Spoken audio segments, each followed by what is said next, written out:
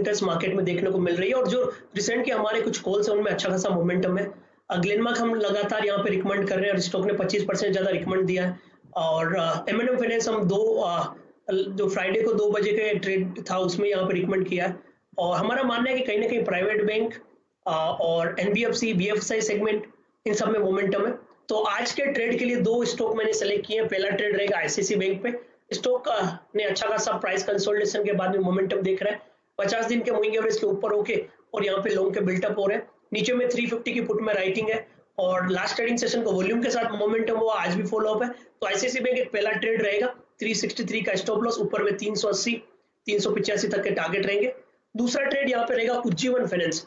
इस काउंटर में 10% का ओपन इंटरेस्ट बिल्टअप हुआ है और हमने नोटिस किया है कि बजाज फाइनेंस, एल&टी फाइनेंस और इंडिया बुल हाउसिंग फाइनेंस सारी कंपनीज में पॉजिटिव मोमेंटम है। वहीं पे मन्नापुरम, मुथूट, उज्जीवन और एल&टी में भी पॉजिटिव मोमेंटम है। तो जिस हिसाब से कंसोलिडेशन ब्रेकआउट ओपन इंटरेस्ट के साथ हो रहा है और वॉल्यूम भी यहाँ पे सर्ज हो रहा है डिलीवरी वॉल्यूम के साथ में, उज्जीवन पे खरीदारी की सलाह है।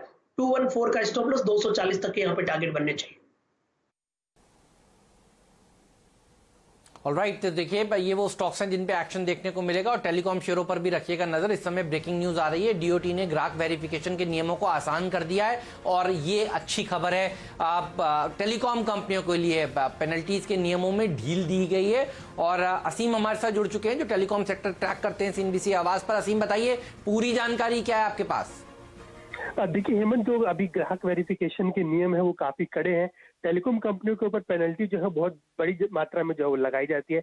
अगर मान लीजिए अपने ग्राहक के आवेदन फॉर्म में किसी भी तरह की अगर कोई छोटी मोटी गलती रह गई, चाहे वो फोटो जो है वो ठीक नहीं लगा या फोटो किसी और जगह लोकेशन पर लग गया जहां पर नहीं लगाया जाना था, तो उसको देखते हुए जो सरकार थी वो टेलीकॉम कंपनियों पर 1 लाख रुपए की पेनल्टी जो है पर इंस्टांट जो है वो लगाती थी। तो अगर आप पिछले मैं 5 साल की बात करूं तो टेलीकॉम कंपनियों के ऊपर मात्र सब्सक्राइबर वेरिफिकेशन के लिए 3,000 करोड़ रुपए की पेनल्टी जो है वो लगाई गई है, जो कि एक अपने आप में एक बड़ी अमाउंट है।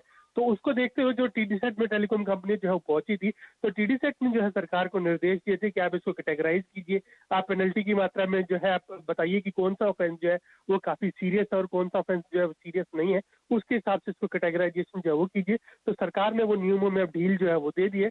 अब हर एक छोटी मोटी गलती के लिए 1 लाख रुपए की पेनल्टी जो है वो कंपनियों के ऊपर नहीं लगेगी, मात्र 150 रुपए की उनके ऊपर पेनल्टी जो है वो लगेगी। और बाकी अगर कोई बड़ी गलती होती है तो उस चुनिंदा केसेस के अंदर 1 लाख रुपए की पेनल्टी जो है वो लगाई जाएगी।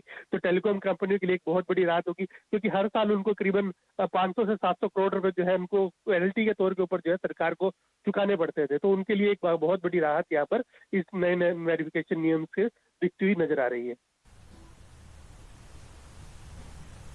तो हेमंत जी, आप देख ही रहे हैं किस हिसाब से जो एक जकड़ टेलीकॉम कंपनीज के गले पे थी, चाहे वो रेगुलेटरी थी, चाहे वो सरकार की तरफ से नहीं थी, सुप्रीम कोर्ट की तरफ से थी, वो आपको हल्की होती हुई दिख रही है।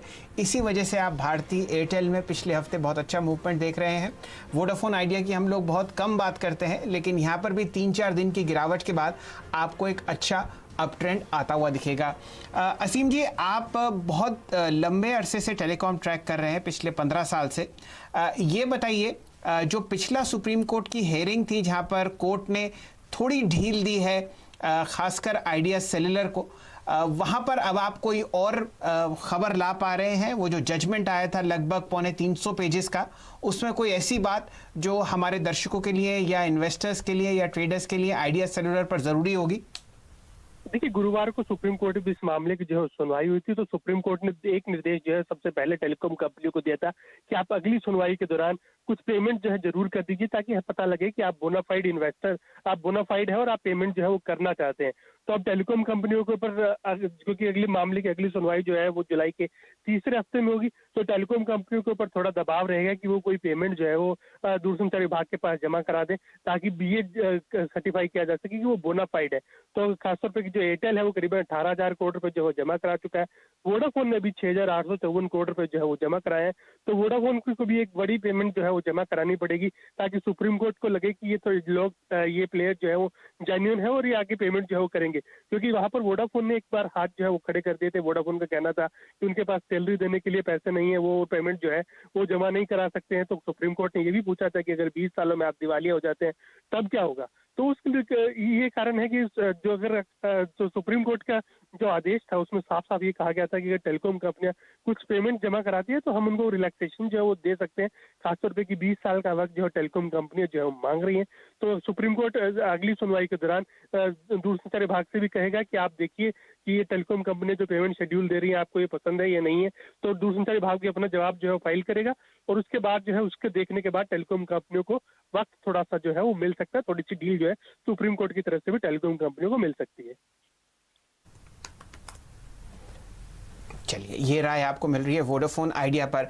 हेमंत जी, ये प्रश्न मैंने इसलिए पूछा था क्योंकि कम से कम दिल्ली के रिपोर्टिंग फ्रेटर्निटी में या बाजार में ये बात गर्म है कि आपको कुछ वोडाफोन आइडिया पेमेंट करता हुआ दिखेगा सरकार को, जो भी इनकी आउटस्टैंडिंग फिलहाल आपके सामने है। तो वो जो चर्चा हो रही थी कि क्या कोई रोड मैप मिलेगा 10 साल के पेमेंट के लिए, 13 साल के पेमेंट के लिए, 20 साल के पेमेंट के लिए, शायद वो आपको खुलती हुई दिखेगी। फिलहाल आपके सामने 4.5% ऊपर 9 रुपये 50 पैसे पे वोडाफोन आइडिया। आशीष चतुर्मोता साहब हमारे साथ जुड़े हुए हैं, उनके 2 स्टॉक पिक्स लेते हैं और उसके बाद इस चर्चा को खोलेंगे नए खिलाड़ी की तरफ। चतुर्मोता साहब, स्वागत है आपके देश के धंधा ट्रेड्स में। बताइए किस हिसाब से आप बचे हुए 2 ट्रेड्स फिलहाल देख रहे हैं। जी तो शैल जी, एक ट्रेड तो आप जो टॉपिक डिस्कस कर रहे हैं वहीं से निकल के आ रहा है, वो है भारती एयरटेल का। इस स्टॉक में हम देख रहे हैं रोलओवर्स बहुत ही अच्छे नजर आ रहे हैं और जिस तरह से एक कंसोलिडेशन 6-7 दिनों का इस स्टॉक ने किया, मुझे लगता है एक अच्छी अपटिक के लिए ये स्टॉक अब तैयार हो चुका है। 568 के स्टॉप लॉस से इस स्टॉक में लॉन्ग पोजीशन बनानी चाहिए। 596 595 के ट्रेडिंग टारगेट्स होंगे, बट इवेंचुअली मेरा मानना है ये स्टॉक आने वाले समय में 600-620 के स्तरों को बहुत ही जल्द क्रॉस करता हुआ दिखाएगा। तो ये मेरा पहला पिक होगा। दूसरा, क्योंकि हम प्राइवेट सेक्टर बैंक्स पे काफी बुलिश है, आईसीआईसीआई की बात बहुत हो चुकी है, तो अब मैं इस पे एक्सिस बैंक के अंदर लॉन्ग रिकमेंडेशन दे रहा हूं। इस स्टॉक में भी एक अच्छा खासा मोमेंटम और ओपन इंटरेस्ट का एडिशन हमें देखने को मिला है। 418 के स्टॉप लॉस के साथ एक्सिस बैंक के अंदर में पोजीशन बनानी चाहिए। मैं समझता हूं 438 440 के इमीडिएट लक्ष्य आपको एक्सिस बैंक के स्टॉक में भी देखने को नजर आ जाएंगे। ठीक बात है। तो देखिए, इनके ऊपर रखिएगा नजर। ये बैंक का बढ़िया प्रदर्शन दिखाएगा, लॉन्ग टर्म पोर्टफोलियो में भी ये होना चाहिए आपके। और ये